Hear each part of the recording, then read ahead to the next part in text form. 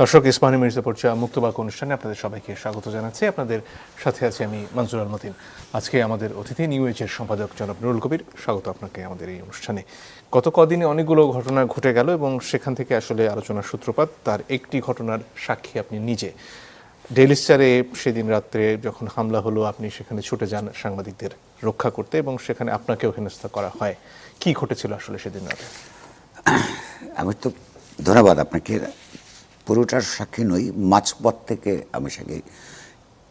প্রকৃত অর্থে সেই দিন সারাদিনের কাজকর্মের ক্লান্তি শেষে আমি আমার একটা বন্ধুর বাড়িতে অত্যন্ত সুন্দর একটা সাংস্কৃতিক সন্ধ্যা উপভোগ করছিলাম। এমন সময় আমাকে আমার অফিস থেকে খবর জানালো যে ডেইলি স্টার অফিসে এবং প্রথম আলো অফিসে ভাঙচুর হচ্ছে, আগুন দিয়েছে। তা আমি জানতে চাইলাম আগুন দিয়েছে মানে কি। তো ওইখানে কি ডেইলি স্টারের কর্মীরা মানে মিডিয়া কর্মীরা অফিসে আছে না নাই? তো বললেন না, ওইখানে প্রায় 25 জন থেকে 28 জনের মতো কর্মী আছে। মানে এটা শুনে আমার গা শিউরে উঠল প্রথমে।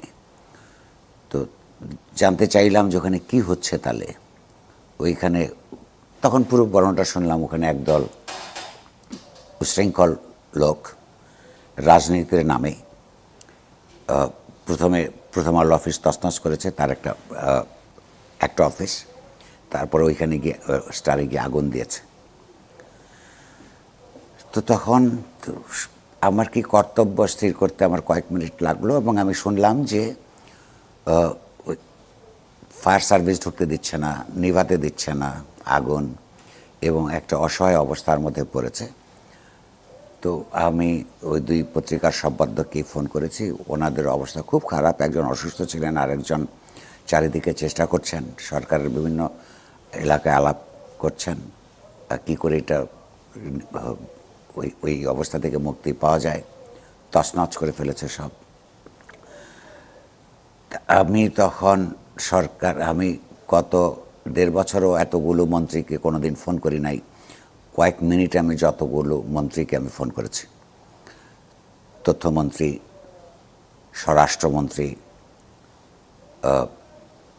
আইনমন্ত্রী, এইটার সঙ্গে সংশ্লিষ্ট যারা আছেন তারা প্রত্যেককেই আমি দেখেছি যে এটা বিহব্বল দেখেছি। বিহব্বলতা কোনো নেতৃত্বের লক্ষণ নয়। তারা হয়তো এই অবস্থাটা চাননি, বোঝাতে চেয়েছেন আমাকে। আমি তখন অধ্যাপক ইউনূসের সঙ্গে যোগাযোগ করবার চেষ্টা করেছি। প্রথমে পাইনি, পরে টেক্সট করেছি, পরে আমাদের যোগাযোগ হয়েছে। তার মধ্যে আমাকে একজন মন্ত্রী পরামর্শ দিলেন পিএসওর সঙ্গে কথা বলতে। আমি সেটাও বলেছি, ওনাকে পেয়েছি। সবাই আশ্বাস দিয়েছেন, কিন্তু ইতিমধ্যে তো আগুন 1 তলা 2 তলা 3 তলা 4 তলা করে লেগে গেছে। এবং আমার কাছে এটা খুব পরিষ্কার ছিল, যারা এটা লাগিয়েছেন তখনও তো আমি পরিষ্কার নই এটা কারা, কারণ এরা সব কিছু বলতে পারছেন না।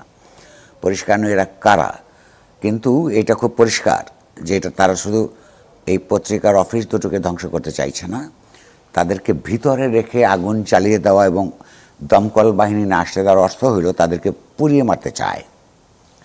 এর অর্থ তাই দাঁড়ায়। তখন আপনি জানেন যে ইংরেজিতে যাকে বলে কল অফ ডিউটি, কর্তব্যের একটা আহ্বান আছে, ডাক। আমার কাছে মনে হলো যে ওখানে গিয়ে এই উদ্ধার কার্যক্রম ত্বরান্বিত করবার একটা চেষ্টা করতে হবে। যাদের সাথে কথা বলা দরকার, এটা এখানে আমার ওইখানে বসে না থেকে পরিষ্কার ওইখানেই যাওয়া দরকার। তো সে কারণে গেলাম। তো আমি যখন ঢুকছি তখন রাস্তার মধ্যে অনেক লোকজন, কিছু ধর্মীয় স্লোগান হচ্ছে, এক্সকিউজ মি। কিন্তু আমি যেটা দেখলাম, আপনার টুপি পাঞ্জাবি পরার লোক সংখ্যা যত, তার চাইতে বেশি অটুপি পরার লোকজনের সংখ্যা বেশি। কিন্তু সেটা অ্যাসেস করবার জন্য আমি তার সেখানে সেই দিন রিপোর্টার হিসেবে যাইনি। আমার হয়তো ভেতরে ঢোকা দরকার, কী হচ্ছে যারা কাজ করছেন একটু কোঅর্ডিনেট করা দরকার বলে আমার মনে হয়েছে। তো আমি ঢুকবার সময় তা আমাকে প্রথম কথা হচ্ছে যে একটা পর্যায় পর্যন্ত ধরুন আমি 90% রাস্তা পার হয়ে এই পার থেকে ওপারে যাওয়ার সময় 10% থাকবার সময় দেখলাম আমাকে গালাগাল দিচ্ছে আওয়ামী লীগ বলে আর হচ্ছে সুশীল বলে। এখানে আপনাকে একটা, এখন তো সেই বিপদটা থেকে আমরা বেরিয়েছি, ফলে আমরা একটা মজার কথা আলাপ করতে পারি। সিভিল সোসাইটির বলে যে ধারণাটা, এটা আসলে জার্মান ফিলোসফাররা, ফরাসি ফিলোসফাররা, ইউরোপীয় ফিলোসফাররা এটা শুরু করেছেন, কান্ট, হেগেল, রুশো এরা। সিভিল সোসাইটি বলে যে রাজনৈতিক সমাজের কথা বলা হয়, এইখানে এই এলাকায় বাংলাদেশে তার একটা অনুবাদ হয়েছে সুশীল সমাজ। তো সুশীল শব্দটার মধ্যেই এক ধরনের এলিটিজম আছে। এই শব্দটা যখন এখন থেকে বহু বছর আগে ব্যবহৃত হওয়া শুরু করে, তখন থেকে এই শব্দটাই আমার অপছন্দের, কারণ এটার মধ্যে একটা এলিটিজম আছে। এই সুশীলদের সারা জীবন ধরে আমি ক্রিটিক করেছি, তো আমি সেদিন দেখলাম যে আমাকে সুশীল বলে বকা দিচ্ছে। এবং আওয়ামী লীগের ব্যাপারেও আওয়ামী লীগের উচ্চ কণ্ঠ ওদের কথা বলছে। আচ্ছা, তার মধ্যে দিয়ে একটা জিনিস বুঝলাম যে এরা যারাই হোক, মূল রাজনীতির মূল স্রোত এইখানকার সাংবাদিকতা এবং বুদ্ধিজীবিতার মূল স্রোতের সঙ্গে তাদের কোনো সম্পর্ক নাই। হ্যাঁ, তা না হলে এটা তারা করতে পারতো না। তো যাই হোক, সেগুলো দেখবার আমার তখন সময় ছিল না, আমাকে এদিকে ওদিক টানাটানি করলো। হ্যাঁ, আমার লম্বা চুল বলে। এটা কি আপনাকে চিনে তারা করছে বলে মনে হয়েছে নাকি? আমি এখনো বলতে চাই তারা আমাকে চিনে নাই, কিন্তু আমার বন্ধুরা বলছে যে তোমাকে চিনেই করেছে। হয়তো আমার আত্মমর্যাদা বোধ থেকে আমার বলতে ইচ্ছে করে যে আমাকে চিনে নাই, কারণ আমি তো 13 বছর বয়স থেকে সমস্ত সরকারের সঙ্গে আমার গণ্ডগোল। মানে 13 বছর বয়সে তো আর আমি কেন্দ্রীয় সরকারের সঙ্গে গণ্ডগোল লাগবার আমার হয় না, স্থানীয় সরকারের সঙ্গে লেগেছে। কারণ হচ্ছে এটা এখন কেন, এটা পাওয়ার একটা নেসেসারি ইভিল বলে এটাকে। আপনার ক্ষমতা দরকারও, আবার ক্ষমতাকে জনস্বার্থের তরফে পাহারা দেওয়া এবং জবাবদিহিতামূলক একটা ব্যবস্থার মধ্যে রাখার যে রাজনৈতিক চেতনা, সেটা আমার তৈরি হয়েছে কৈশোর বয়সে। সেটা আমার বাবার রাজনৈতিক চিন্তা চেতনার কারণেই, আমার দাদার রাজনৈতিক ভাবনার ঐতিহ্যের কারণে এগুলো হয়েছে। যাই হোক, তারপরে আস্তে আস্তে লেখাপড়া করবার চেষ্টা করেছি, যা বুঝেছি। তো ফলে গোটা সময় ধরে আমি তো প্রত্যেকটা সরকারের সঙ্গে আমার গণ্ডগোল লাগে। ব্যক্তি হিসেবে আমি যে সমস্ত সময় যে সমস্ত প্রতিষ্ঠানের সঙ্গে ছিলাম তাদের সঙ্গে, তো সেটা এখানে খুব নিজের সম্পর্কে কথা বলবার কিছু নেই। কিন্তু পরে মনে মনে একটু অভিমান কিন্তু হয়েছে যে আমাকে তো অন্য কিছু বলেও গালি দিতে পারতো। যেমন দক্ষিণপন্থী লোকেরা আমাকে বামপন্থী বলে গালি দেয়। বামপন্থা হলো পৃথিবীর সর্বত্র একটা প্রগতিশীলতার লক্ষণ হিসেবে পুরো 19 এবং 20 শতাব্দী ধরে এটা তৈরি হয়েছে। আমরা এখন এই বামপন্থাকে লক্ষ্য করছি যে ডানপন্থীর একটা গালি হিসেবে প্রতিষ্ঠা করবার চেষ্টা করছে। এটা অত্যন্ত সুচারু রাজনৈতিক প্রবণতা এবং প্রপঞ্চ, সুতরাং সেটা তারা করতেই পারে। এনিওয়ে, সেটা বড় কথা নয়। কিন্তু আমি যেই সময় থেকে এই ঘটনার সঙ্গে ইনভলভড হয়েছি, তারপর থেকে এই ছেলে মেয়েদের মুক্তি লাভ পর্যন্ত যে আমি যা যা দেখেছি, তাতে আমার একটা প্রথম দিকে যে যাদের সঙ্গে মন্ত্রীদের সঙ্গে কথা বলছিলাম, অপরাপর রাষ্ট্রের বিভিন্ন সংশ্লিষ্ট কর্মকর্তাদের সঙ্গে কথা বলছিলাম, তাদের প্রথম কথার সময় যে আন্তরিকতা আছে বলে আমার মনে হচ্ছিল, কিন্তু 2.5 ঘন্টা ওইখানে থাকবার কারণে আমি আপনাকে পরিষ্কার করে বলতে পারি বিবেকসম্মতভাবে পুরো ঘটনাটা তারপরও সঙ্গে আমার অভিজ্ঞতা এবং এর পূর্ববর্তী সময়ের ঘটনা শুনে সরকারের কোনো না কোনো অংশ কিংবা গোটা সরকার এই ঘটনাটা ঘটতে দিয়েছে। এখানে প্রথম আলো এবং ডেইলি স্টার দু জায়গার সাংবাদিকরাই অভিযোগ করছেন যে তারা বেশ আগে থেকে এই আশঙ্কা করছিলেন, অন্তত ঘটনার ঘণ্টাখানেক আগে তারা সরকারকে সব আশঙ্কার কথা জানিয়েছেন। সরকারের তরফ থেকে উদ্যোগ নেওয়া হয়নি। বিভিন্ন বাহিনী একজন আরেকজনের উপর দায়িত্ব চাপানোর চেষ্টা করেছেন, অমুকে আসলে আমরা আসবো, এই ধরনের একটা ব্যাপার তারা বিভিন্ন সময় বলছেন। একদম সত্য। আমারও এখানকার অভিজ্ঞতা হচ্ছে যে তারা যে পরিমাণ তৎপর হতে পারতেন, যখন থেকে হতে পারতেন, যেভাবে হতে পারতেন, সেটা হয় নাই। তার মানে হচ্ছে এই ঘটনাটা তারা ঘটতে দিতে চেয়েছেন অথবা গা করেন নাই। কেন হলো গুরুত্বপূর্ণ প্রশ্ন। এই পুরো ঘটনাটা, আচ্ছা আমরা একটু পিছনে যাই। হাদির মৃত্যু, হাদির হত্যাকাণ্ড, হাদির বাংলাদেশে 15 বছর ধরে আওয়ামী লীগের স্বৈরতান্ত্রিক সরকারের বিরুদ্ধে, তার জনস্বার্থ বিরোধী রাজনৈতিক, অর্থনৈতিক, সাংস্কৃতিক কর্মকাণ্ডের বিরুদ্ধে ভিন্ন মত দমন করবার জন্যে, ভিন্ন রাজনৈতিক মতাবলম্বীদেরকে দমন করবার জন্য যে রাজনীতিটা করে যাচ্ছিল 15 বছর ধরে, এই সংগ্রাম থেকে থেকে কখনো ছোট, কখনো মাঝারি, কখনো বড় আকারে, এই আন্দোলনের শেষ পর্যায়ে যখন ছাত্র শিক্ষার্থী গণ অভ্যুত্থানের ব্যবস্থা হয়, সেইখানে এই হাদি ঢাকা শহরের বিশেষত যাত্রাবাড়ি অঞ্চলে একটা গৌরবোজ্জ্বল ভূমিকা পালন করেছে। হাদির কিছু কিছু বক্তৃতা আমি শুনেছি, কিছু কিছু ইউটিউবের মাধ্যমে দেখেছি।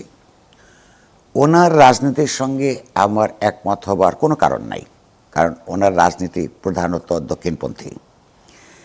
এখানে একটা মুসলিম রাষ্ট্র, কিংবা আমি যদি বুঝে থাকি ঠিক মতন, একটা ধর্মবাদী রাষ্ট্র প্রতিষ্ঠা করাই তার অঙ্গীকার ছিল।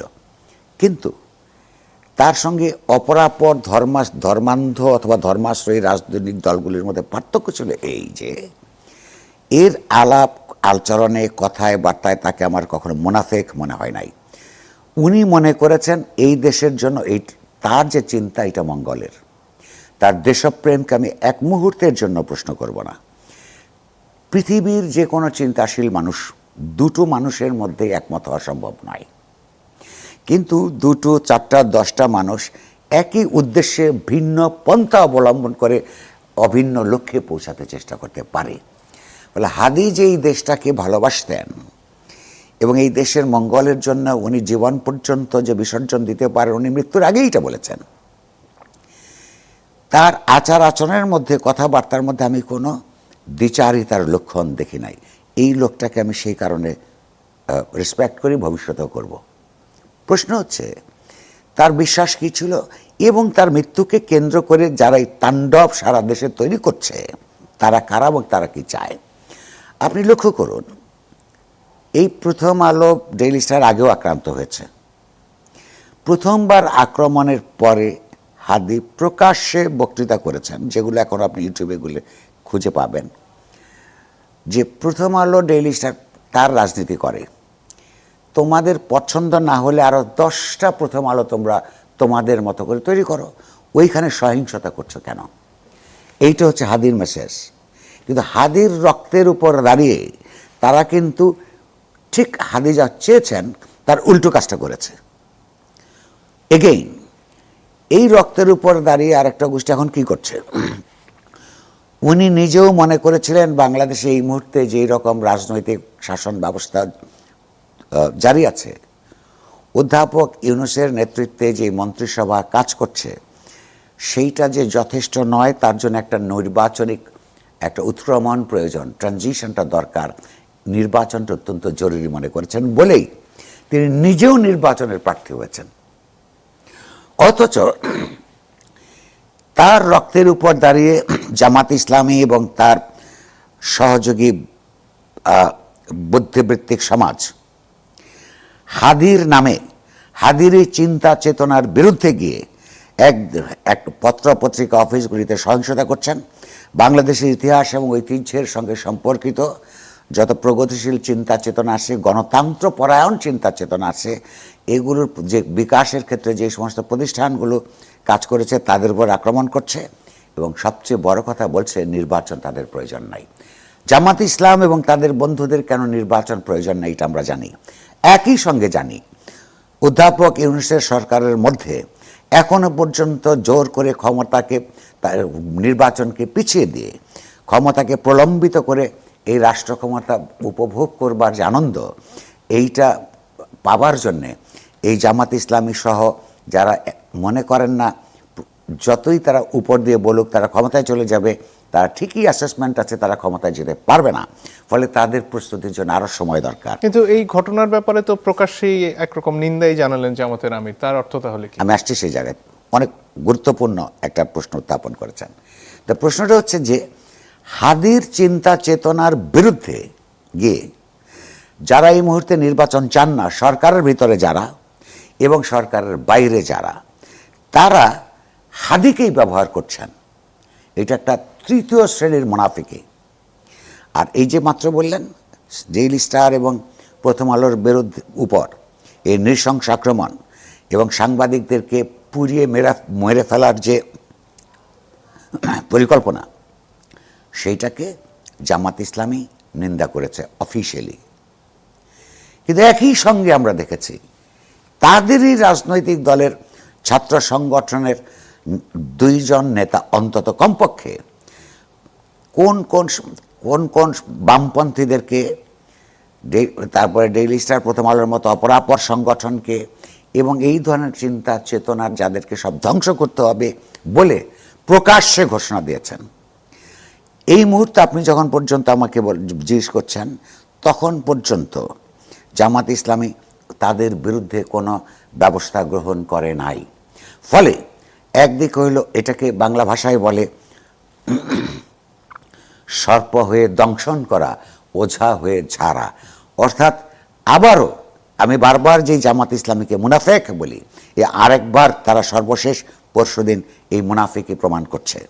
লক্ষ্য করুন, জামাত ইসলাম থেকে যদি যারা ইসলাম পরায়ণ, ধর্মপরায়ণ মানুষ, তারা যদি এটা না বোঝে যে ইসলামের এইখানকার যে শান্তির ধর্ম হিসেবে জালেমের জুলুমের বিরুদ্ধে বিকশিত হওয়া ইসলামকে যদি এইখানে তারা একটা জনস্বার্থ পরায়ণ ধর্ম হিসেবে রক্ষা করতে চান, তাহলে জামাত ইসলামের হাত থেকে ইসলামকে রক্ষা করতে হবে। কেন? আপনি লক্ষ্য করুন যে ইতিমধ্যে অন্তত 10টা ক্যান্ডিডেট কমপক্ষে বা তার ক্যান্ডিডেটের পক্ষে তার প্রচারক বুদ্ধিজীবীরা ভোট দেওয়ার সঙ্গে বেহেশতে যাওয়া না যাওয়ার, জামাত ইসলামীকে ভোট দেওয়ার সঙ্গে বেহেশতে যাওয়া না যাওয়ার ব্যাপারটাকে সম্পৃক্ত করেছে। জামাত ইসলামের কেন্দ্রীয় নেতৃত্ব এই ব্যাপারে পরিষ্কার করে কোনো ঘোষণা দেয় নাই। আমরা কোনো আলেম সমাজের লোক না, কিন্তু এই সমাজে আমরা বড় হয়েছি, ইসলাম ধর্মের ভেতরে আমরা আমাদের বিকাশ ঘটেছে। শিরকি গুনাহ, কবিরা গুনাহ, এই শব্দগুলি আপনারা শুনেছেন। আপনি যখন মানে যে কেউ যখন বলে অমুককে ভোট দিলে ভেস্তে যাবে আর না দিলে দোজখে যাবে, অর্থাৎ ইসলাম অথবা যে কোনো ধর্ম বলে এইগুলি নির্ধারণ করবার ঐশী অধিকার হচ্ছে স্রষ্টার। সেইটা যদি আপনি সিদ্ধান্ত দেন যে শিরকি গুনাহ, শিরকি গুনাহ হচ্ছে কবিরা গুনাহ, কবিরা মানে অনেক বড়, এইটা জেনে শুনে তারা এই গুনাহ করছে কেবলমাত্র এই জগতে রাষ্ট্র ক্ষমতা দখল করবার লোভ থেকে। এই যে রাজনৈতিক দল, সুতরাং যে আপনি যে বললেন যে একদিকে তারা নিন্দা করছে, এটাতে আপনি অভিভূত, মুগ্ধ কিংবা নিশ্চিন্ত হবার কোনো কারণ খুঁজে পাবেন না। কারণ একদিকে একরকম কথা বলে, আরেকদিকে অন্যরকম কথা বলে, এটা তারা নতুন না। এই 1941 সালে জন্ম হয় জামাত ইসলামী হিন্দ, ওই সময় যখন হয়েছিল, পাকিস্তান যখন তৈরি হয়, এই অঞ্চলের বাংলার পূর্বাঞ্চলের মানুষের যখন পাকিস্তান আন্দোলন করছে, কিংবা পাঞ্জাবের কিছু কিছু অংশে যখন পাকিস্তান আন্দোলন করছে, তখন তাদের প্রতিষ্ঠাতা পাকিস্তানকে তৈরি হলে একটা নরক তৈরি হবে বলে মন্তব্য করেছিলেন। আবার তিনি যখন ভারত থেকে বাধ্য হয়ে পাকিস্তানে চলে যেতে বাধ্য হলেন 47 সালের পরে, সেই পাকিস্তানকে বেহেশত হিসেবে তিনি ছোটোখাটো বেহেশত হিসেবে তিনি চিহ্নিত করেছেন। ফলে তাদের এই দলের মুনাফিকি হচ্ছে তার বিকাশের ইতিহাসের অংশ। জি, একটা বিরতির সময় হয়ে গেছে, দর্শক একটু পরে ফিরে আসছি, আশা করি সাথে থাকবেন। দর্শক, আপনারা দেখছেন ইস্পাহানি মির্জাপুর চা মুক্তবাগ, আমাদের সাথে আছেন জনাব নুরুল কবির। আগের যে প্রসঙ্গ, সেখানে সবচেয়ে বড় প্রশ্ন বোধহয় যে ওসমান হাদি হত্যাকারী থেকে শুরু করে এরপরে যে হামলাগুলো প্রকাশ্যে হলো, এত ভিডিও ফুটেজ আছে, এদেরকে সরকার ধরতে না পারার কারণটা কি? এখানে আমি সন্দেহ করি সরকারকে, যে সর্বশেষ প্রেস কনফারেন্স করে আজকের সন্ধ্যায় সরকার জানিয়েছে যে ওসমান হাদি হত্যার প্রধান আসামি বলে যে জল্পনা কল্পনা চলছে, যার নাম আসছে, যার পরিবারের কাউকে তারা গ্রেফতার করেছে, তারপরেও তারা বলছে যে ওসমান হাদি কোথায় আছে, দেশে আছে না পালিয়ে গেছে, এইটা সরকার এখনো জানে না। তাহলে একদিন হয়ে গেল দেশের মানুষ ডান বাম মধ্যপন্থী নির্বিশেষে ওসমান হাদির এই মর্মান্তিক হত্যাকাণ্ডের বিরুদ্ধে দাঁড়িয়েছে যখন সব মানুষ, তখনও পর্যন্ত কাউকে এই বিষয়ে পরিষ্কারভাবে শনাক্ত করতে না পারা, কিংবা গণতন্ত্র পরায়ণ সংবাদ মাধ্যম প্রতিষ্ঠানগুলোর উপর ভয়াবহ আক্রমণ পরিচালনা করা এবং তাদেরকে ভিতরে রেখে পুড়িয়ে হত্যা করবার পরিকল্পনাকারীদের, যারা ঘন্টার পর ঘন্টা তাদের সামনে ছিল, তাদের একজনকেও গ্রেফতার করতে না পারা, এইটা শুধুমাত্র সরকারের অযোগ্যতা হিসেবে আমি দেখতে রাজি নই। আমি মনে করি যে তারা এইটা তাদের আশ্রয় প্রশ্রয়ের কারণেই, তাদের কর্মহীনতার কারণেই এই ঘটনাটা ঘটছে না। এখনো পর্যন্ত কোনো রকমের একজন লোক গ্রেফতার করা হয়নি বলে সরকার জানিয়েছে। দ্বিতীয়ত, আপনি লক্ষ্য করুন, বা আমি আপনার মাধ্যমে দেশের মানুষকে এই অনুষ্ঠান যারা দেখছেন তাদেরকে একটু সজাগ রাখবার চেষ্টা করছি। হোম মিনিস্টার মূলত দুইজন, একজন হচ্ছে মেজর জেনারেল জাহাঙ্গীর এবং প্রধান উপদেষ্টার বিশেষ সহকারী হিসেবে মন্ত্রীর মর্যাদায় খোদা বক্স কাজ করছেন। আমরা কিন্তু ভুলে যাই নাই, খোদা বক্স যখন সিআইডি চিফ ছিলেন তখন 21শে অগাস্ট হত্যা মামলায় জস মিয়া নাটক তৈরি হয়েছিল, এইটা আমাদের মনে আছে। সুতরাং ওসমান হাদির হত্যাকাণ্ডের ব্যাপারে হোক কিংবা এই পরবর্তী পত্রপত্রিকা এবং সাংস্কৃতিক প্রতিষ্ঠানগুলির উপর আক্রমণের ব্যাপারে হোক, তারা যদি সত্যিকার আসামিদের না ধরে যদি এই ধরনের জস মিয়া কাণ্ডের নতুন করে কোনো নাটক করবার চেষ্টা করে, আমি তাদেরকে সতর্ক করে বলছি, সতর্ক বলতে কশন করা, ওয়ার্নিং দেওয়ার মতন ক্ষমতা আমার নাই, কশন করছি যে তাদের এর মধ্য দিয়ে জনগণের একটা বিরাট অংশ তাদের পর ক্ষিপ্ত হয়ে উঠতে পারে। তখন কিন্তু ষড়যন্ত্রমূলকভাবে নির্বাচন পিছিয়ে দিয়ে আরও কিছুদিন ক্ষমতায় থেকে ডানপন্থার সহযোগিতায় এখানে একটা গণতান্ত্রিক রাজনীতির বিকাশের পথকে বন্ধ করার ষড়যন্ত্রকারী হিসেবে তারা কিন্তু এই দেশে কোনো অবস্থাতেই মাফ পাবে না। তারা নিজেদের ভবিষ্যৎ চিন্তা করে তাদের বোঝা উচিত, এখনো পর্যন্ত জামাত ইসলামী সহ তাদের যে বন্ধুরা আছে সরকারের, তাদের চেয়ে এর বিরুদ্ধের রাজনৈতিক শক্তি, সামাজিক শক্তি, বুদ্ধিবৃত্তিক শক্তি এখনো পর্যন্ত অনেক অনেক বেশি গুণ শক্তিমান। যেটা দরকার, একটা বৃহত্তর অ্যালায়েন্স তৈরি হওয়া, সেটার প্রক্রিয়া শুরু হয়েছে। অনতিকালের মধ্যেই তারা দেখতে পাবেন যত আরামে তারা হচ্ছে ডানপন্থার সঙ্গে হবনবিং করছেন, তাদেরকে আমরা তত আরামে থাকতে দিব না। জি, এখানে এর মধ্যে আরো দুটো ঘটনা অবশ্যই আপনার নজরে পড়েছে। একটি ময়মনসিংহে বিপুল চন্দ্র দাস, তাকে যে প্রক্রিয়ায় নৃশংসভাবে হত্যা করে তার দেহে আগুন ধরিয়ে দেওয়া হয়েছে, সেটা খালি চোখে দেখাটাও খুব কঠিন। এর পাশাপাশি আয়েশা নামে 7 বছরের সন্তান, এক বিএনপি নেতার তাদের বাসায় তালা লাগিয়ে রাতের বেলা তারা ঘুমন্ত থাকা অবস্থায় আগুন ধরিয়ে দেওয়া হয়েছে, সেই আয়েশার মৃত্যু হয়েছে সেখানে অগ্নিদগ্ধ হয়ে। এই ঘটনাগুলোর মধ্যে কি কোনো যোগসূত্র দেখেন আপনি? প্রথম কথা হচ্ছে যে প্রত্যেকটার মধ্যে আগুন লাগিয়ে দেওয়ার ব্যাপার আছে। এই ব্যাপারে ডেইলি স্টারও আগুন লাগাতে দেখলাম আমরা, এবং সেইখানে যে স্লোগান হয়েছে, যারা ওখানে উপস্থিত ছিলেন বলে ওইখানে লোকেরা আমাকে পরে রিপোর্ট করেছে, এগুলি সরকারের দায়িত্ব খুঁজে বের করা। ছাত্র শিবিরের লোক দেখেছে, হিজবুত তাহরিরের লোক দেখেছে, চেনামুখ যারা বিশ্ববিদ্যালয়ের দিকে অপারেট করে তাদেরকে সেখানে দেখা গেছে। এই যে ঘর বন্ধ করে পুড়িয়ে দেওয়ার যে প্র্যাকটিস, এটার সঙ্গে তো তার মিল আছে।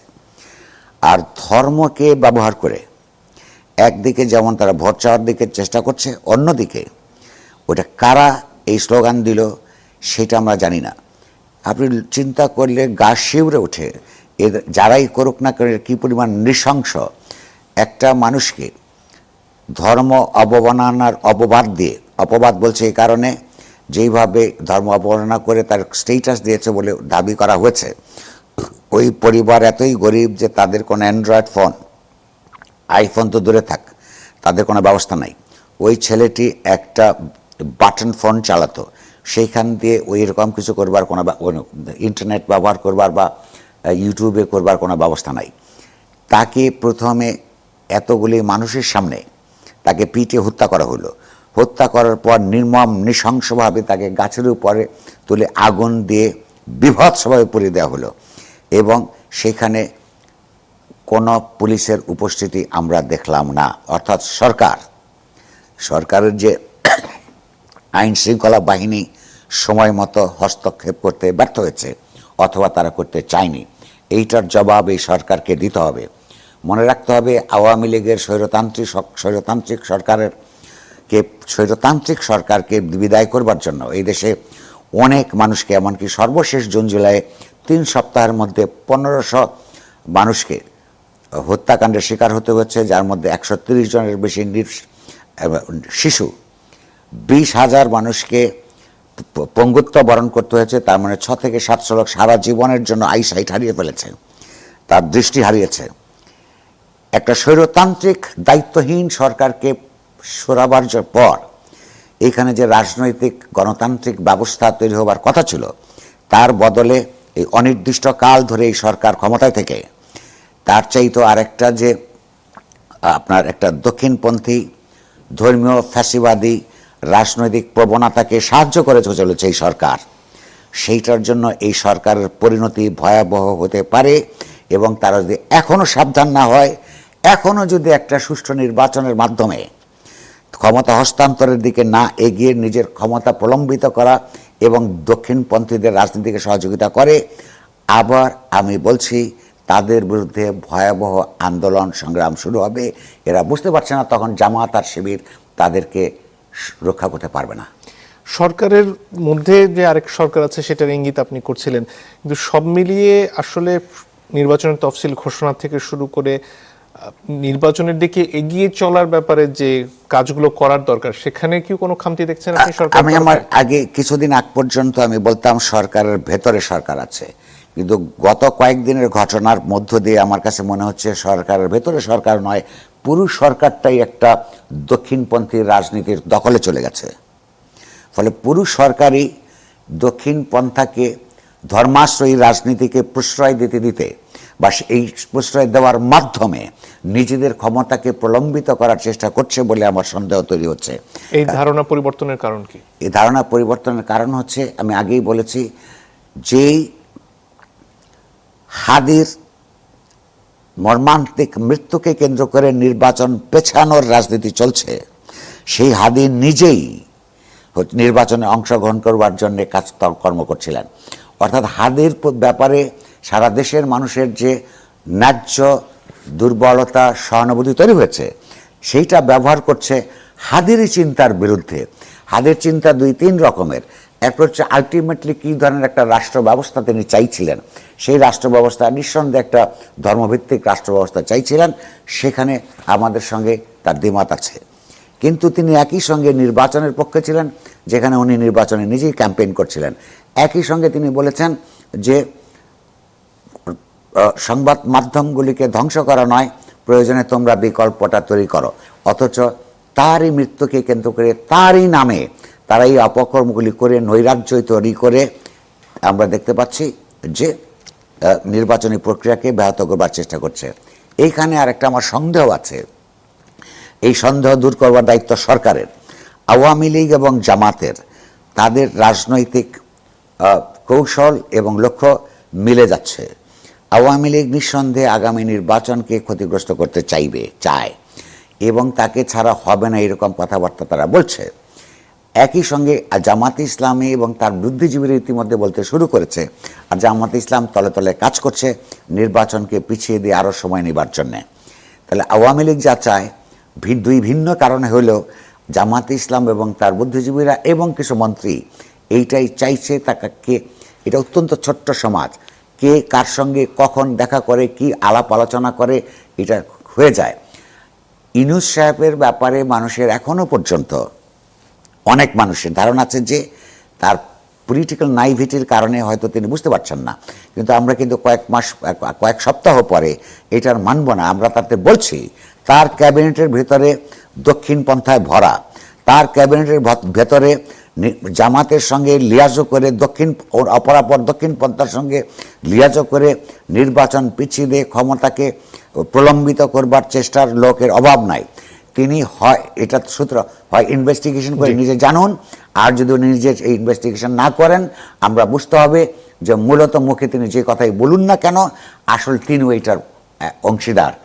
ফলে এটা বাংলাদেশের একটা গণতান্ত্রিক উত্তরণের পথে অন্তরায় হিসেবে যদি সরকার দাঁড়ায়, তার পক্ষে যদি 15 বছর ধরে সংগ্রাম হয়ে থাকে, মানুষ যদি আত্মদান করতে পারে, রাস্তায় গিয়ে প্রতিবাদ বিক্ষোভ করতে পারে, এইটা অচিরেই আবার সেই প্রক্রিয়ার মধ্যে এই দেশের মানুষ ঢুকবে। আরও একটা বিরতির সময় হয়ে গেছে দর্শক, একটু পরে ফিরে আসছে, আশা করি সাথে থাকবেন। দর্শক, আপনারা দেখছেন ইস্পাহানী মির্জাপুর চা মুক্তবাক, আমাদের সাথে আছেন জনাব নুরুল কবির। নির্বাচন নিয়ে সংশয়ের কথাগুলো আপনি এতক্ষণ বলছিলেন, সেক্ষেত্রে যারা নির্বাচন চান, রাজনৈতিক শক্তি বা সমাজের বাইরেও যারা আছেন, তাদের জন্য কি করণীয়?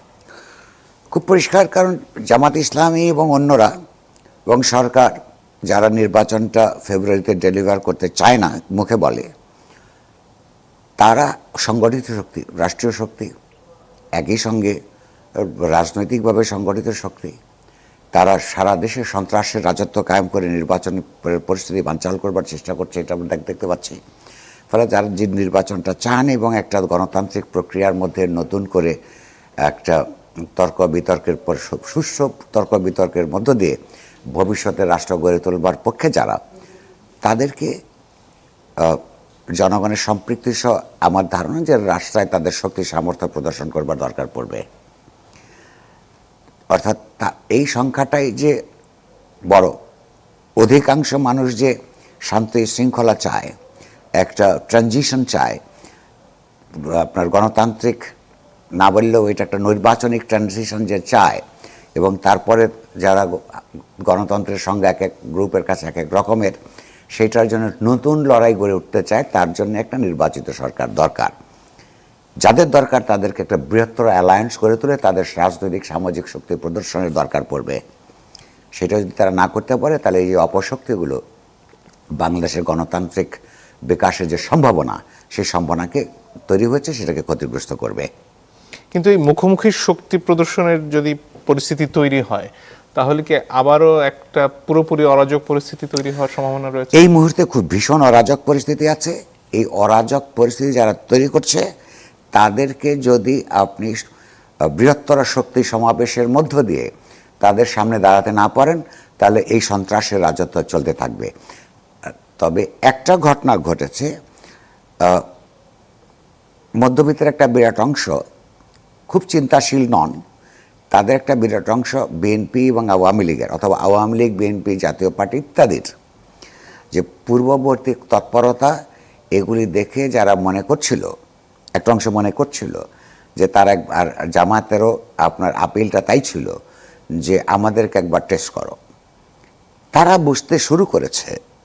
এবং আপনার আমারও দায়িত্ব এটা বোঝানো যে ক্ষমতায় যাবার আগেই রাষ্ট্রীয় ছাতার তলে থেকে প্রশ্রয় পাওয়ার মধ্য দিয়ে সারা দেশে জামায়াত এবং ছাত্র শিবির যে হিংসাত্মক ঘটনা ঘটাতে শুরু করেছে, বাংলাদেশের উত্থানের পেছনের কার্যে সমস্ত রাজনৈতিক দর্শনকে তারা নস্যাৎ করে দেওয়ার চেষ্টা করছে।